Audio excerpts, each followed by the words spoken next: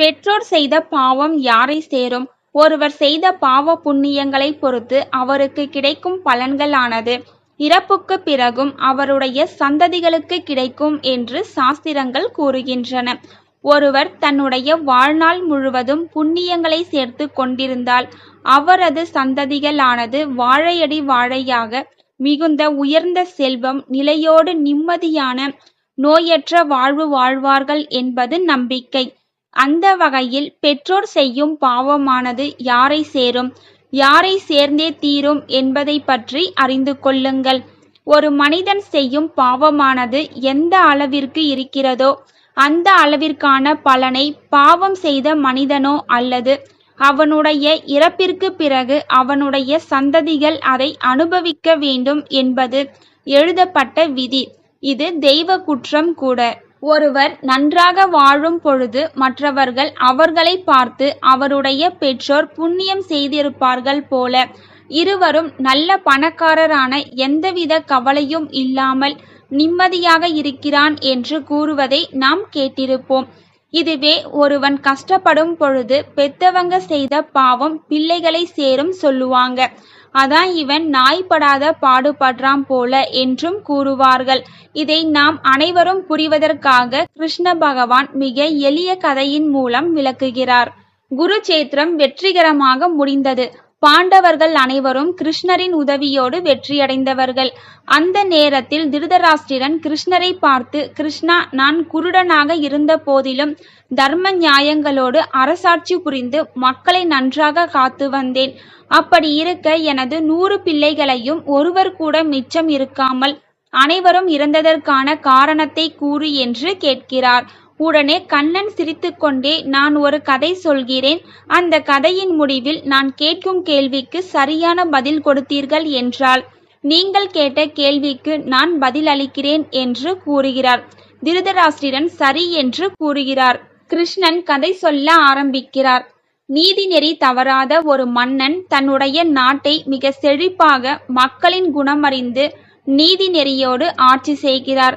அந்த அரசனிடம் ஒரு ஏழை சமையல்காரனாக சேர்கிறார். அவனுடைய கைப்பக்குவமே மிக அருமையாக இருக்கும். நிறைய உணவு வகைகளை மன்னருக்கு பிடித்தது போல் சமைத்து பரிமாறுவதில் அவனுக்கு நிகர் அவனேதான். அவ்வளவு கைப்பக்குவம் அவனிடத்தில் இருக்கும். அந்த சமையல்காரன் மன்னரின் மனதில் இடம் பிடிக்க வேண்டும் என்றும் சீக்கிரத்தில் பணக்காரனாக வேண்டும் என்றும் ஒரு விபரீத முயற்சி மேற்கொள்ள முடிவு செய்கிறான். அந்த விபரீத எண்ணத்தில் அரண்மனையில் உள்ள குளத்தில் இருக்கும் அன்னத்தின் குஞ்சு ஒன்றினை யாருக்கும் தெரியாமல் பிடித்து மன்னருக்காக சமைத்தும் கொடுக்கிறான். அதைத்தானே பரிமாறவும் செய்கிறான்.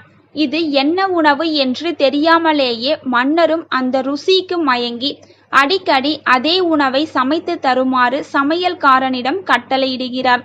இப்பொழுது கிருஷ்ணர் கதை கூறுவதை நிறுத்திவிட்டு, திருதராஷ்டிரா, மன்னன், சமையல்காரன் இருவரில் யார் தண்டனைக்குரியவர்கள், யார் தவறு செய்தவர்கள் என்று கேட்கிறார் கிருஷ்ணன். உடனே திருதராஷ்டிரன் தான் சாப்பிடுவது என்ன வகையான உணவு என்று கூட தெரியாமல் அதை ருசித்து சாப்பிட்டு மீண்டும் மீண்டும் அதையே சமைக்க சொல்லி சமையல்காரனிடம் கட்டளையிட்ட மன்னரே குற்றவாளி என்று கூறுகிறார்.